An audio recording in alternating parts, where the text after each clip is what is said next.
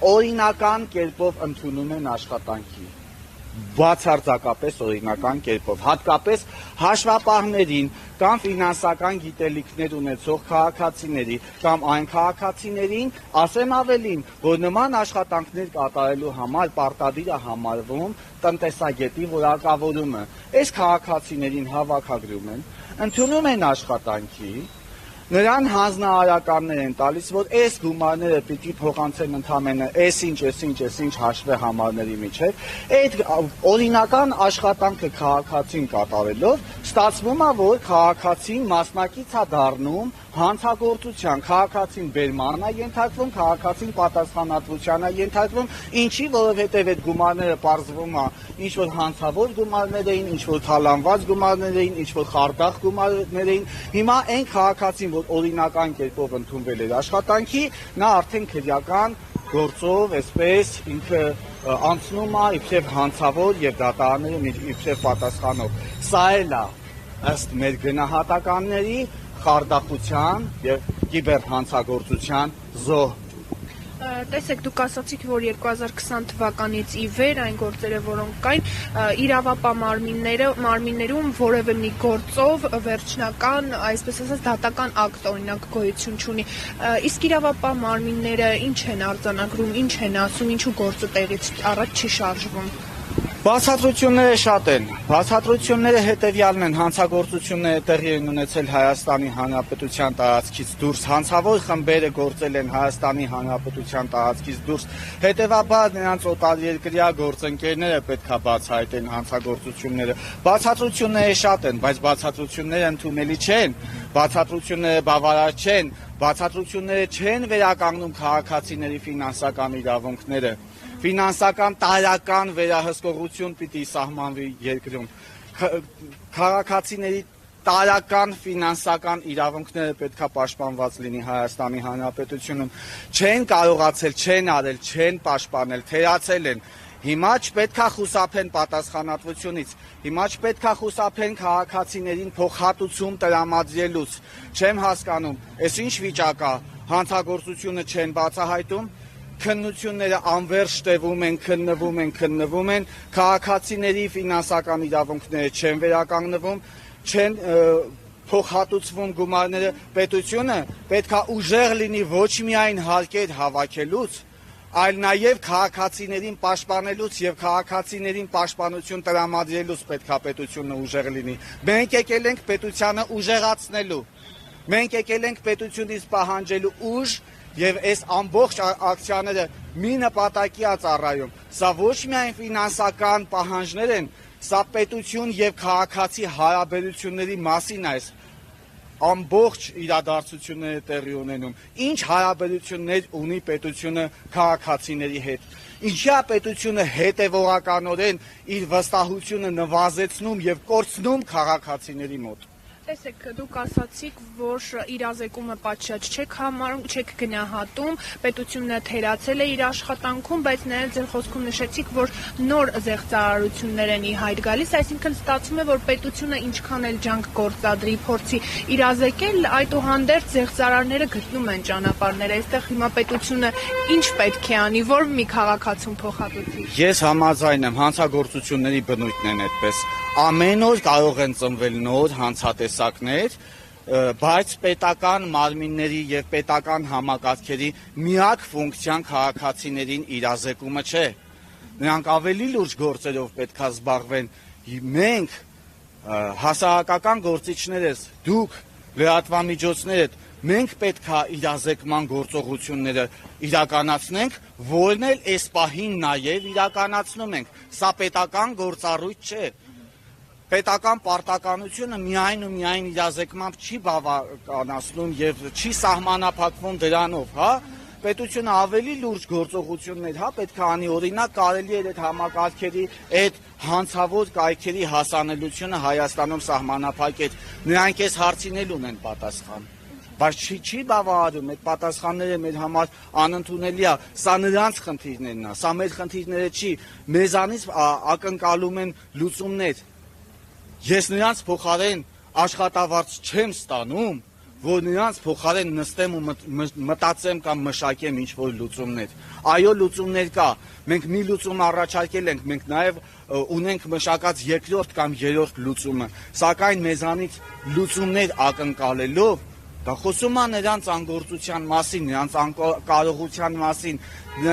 դուք հասկանում եք, սրանք նոր հանցատեսակներ են, սրանք կիբեր հանցագործություններ են, փաստորեն կիբեր հանցագործությունների առաջ պետական համակարգերի դիմադրությունը հավասար է 0-ի, քանի որ որևէ քաղաքացու իրավունք չի վերականգնվում։ Ինչ պետք է անի նման իրավիճակներում նոր մեխանիզմներ, մենք ակնկալում ենք համակարգային նոր այնպիսի մեխանիզմներ, որոնք կլուծեն քաղաքացիների խնդիրները եւ պետք է հստակ ժամկետներ,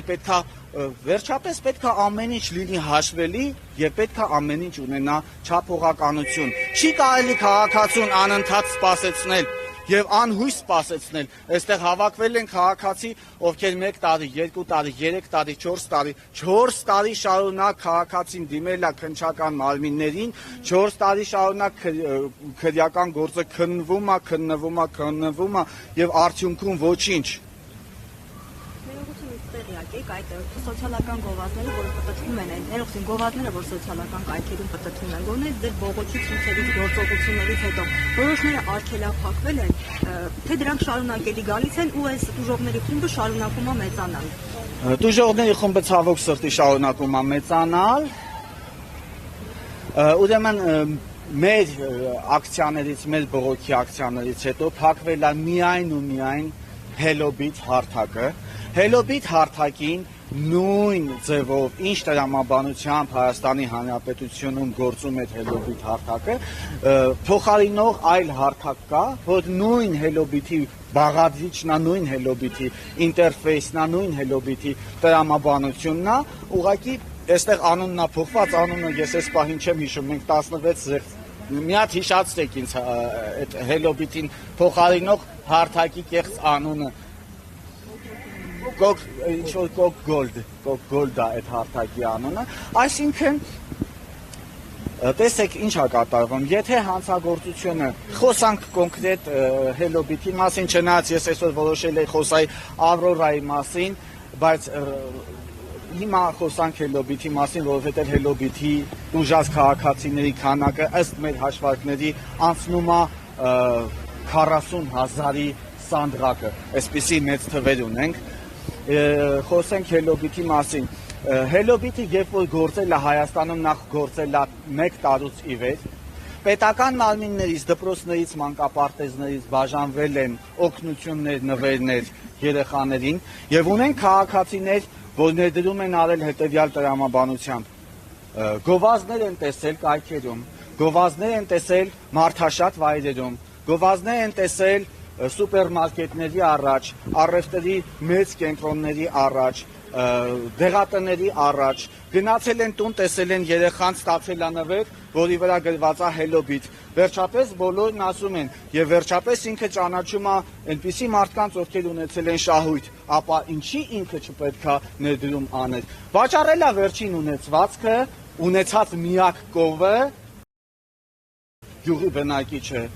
եւ որոշել է, որ ներդրում անի, որովհետև բոլորն անում են, իրանց միջավայրում, այսպիսով դառնալով զեղծարության զոհ եւ պետության արձագանքը,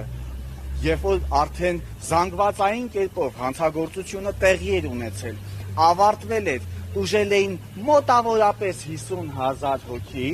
արդեն այլևս քաղաքացիները գիտեին, որ իրանք արդեն կորցրել են գումարները եւ արդեն սկսել էին հանցագործությունների մասին հաղորդում տալ, պետության արձագանքը չափազանց ուշացած էր, դա ուշացած հաղթանակ կարելի է համարել Hello-Bit-ը Հայաստանում անհասանելի դարձնելով, սակայն մենք ունենք էլի զեղծարար հարթակներ, որոնք էլի 1 տարի, 2 տարի, 3 տարի առաջ այստեղ տուժողներ ունենք, որ տուժել են այդ հանցագործություններից, բայց շարունակաբար մեդիա հարթակներում գնում են դրանց գովազդները, շարունակաբար քաղաքացիները ներդրում են անում եւ տուժող քաղաքացիները ենթարկվում են հոգեբանական ճնշումների, Հոգեբանական ճնշումները պետական մարմինների կողմից քաղաքացիների նկատմամբ դադարեցվեց միայն ու միայն այն դեպքում, երբ մենք սկսեցինք բողոքի ակցիաները, քանի որ ուժած քաղաքացին դիմում էր հաճախ տարբեր մարմինների քննչական կոմիտեին կամ ոստիկանությանը, հաճախ քաղաքացին ստացել է պատասխան, թե ուր է ձեր գլուխը, հաճախ քաղաքացին բանը, տեսեք, մեզ պետական մարմիններից արձագանքում են, թե հանցագործությունը հենց տեղի ունեցավ այդ ժամանակ, երբ որ քաղաքացին շուտափույթ կերպով մեզ տեղյակ ապահում, մենք կարողանում ենք կանխարգելել հանցագործությունը, կարողանում ենք վերադարձնել գումարները, բայց ես կարող եմ ներկայացնել բազմաթիվ դեպքեր, բազմաթիվ օրինակներ, որ փոխանցումը անելուն պես, երբ քաղաքացին 10 րոպեվա ընթացքում հասկացել է, որ ինքը սխալ է արել, ինքը խաբվել է, ինքը ծուղակում է, չպետք է անել նման բան, երբ որ դիմել է պատկան մարմիններին, ստացել է պատասխան, որ դուք դիմել եք, մենք ձեզ գրավոր կպատասխանենք։ Մեկ օրվա ընթացքում 2, 5, 10, 2 ամսվա ընթացքում եւ մինչեւ այսօր ստանում են իբրև թե պատասխաններ։ Հա, այդ գործով ենթադրենք գնում է։ Մենք ունենում ենք համակարգից այնպիսի պատասխաններ, ցավոք սրտի, ոչ դրանցով նրանք ուզում են միայն թղթի վրա ապացուցել, որ իբրև աշխատում են։ Նորից եմ կրկնում, աշխատանքը չափվում է արդյունքներով։ Ուր են արդյունքները։ Արդյունքները 0։ Այսքան բան։ Ես կներեք մի հարցեր, քանի որ նշեցիք, որ շուրջ 40,000 մարդ է դուժել այդ հելոբիթից, կիբերհանցագործություններից եւ նաեւ հելոբիթից, Ավրորայից, եթե այսպես շարունակենք, մենք ցավոք կարող է հասնենք մոտավոր 100,000-ի, մենք միայն հելոբիթի մասին, եթե խոսանք, կարող ենք ասել 40,000, այն էլ պլյուս մինուսով, հա։ Իսկ քաղաքացիներից ընդհանուր ձեզ դիմում են, կամ ինչպես եք հաշվարկներով իմանում, որ այդքան քաղաքացի դուժել է։ Ասեմ։ Ինչու այսօր այստեղ չեն եք քաղաքացի։ Ասեմ, քաղաքացիները, որ այստեղ չեն, դա խոսում է պետական մարմինների նկատմամբ իրենց ունեցած անվստահության մասին։ Այդ քաղաքացիները նույնիսկ հանցագործության մասին հայտարարություն չեն տվել։ Որ քաղաքացին չի դիմում, չի պայքարում, այն քաղաքացին, ով որ վստահություն չունի համակարգի նկատմամբ։ Իսկ որ քաղաքացին է դիմում, այն քաղաքացին, ովքեր որ այսպես մենք համախմբում ենք, մենք իրանց ներկայացնում ենք, մենք իրանց բացատրում ենք իրավիճակը, մենք իրանց ասում ենք, որ